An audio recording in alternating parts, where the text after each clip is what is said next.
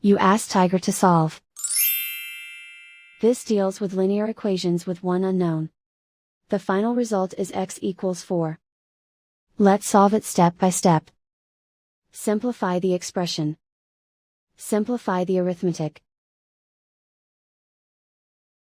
Group all x terms on the left side of the equation.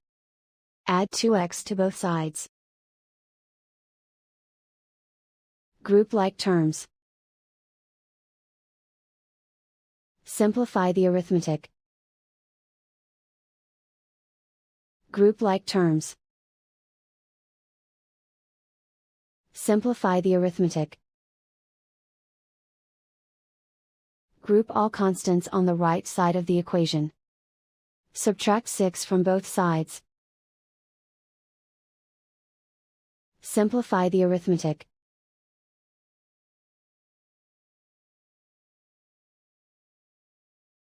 Isolate the x. Divide both sides by -2. Cancel out the negatives. Simplify the fraction. Cancel out the negatives. Find the greatest common factor of the numerator and denominator.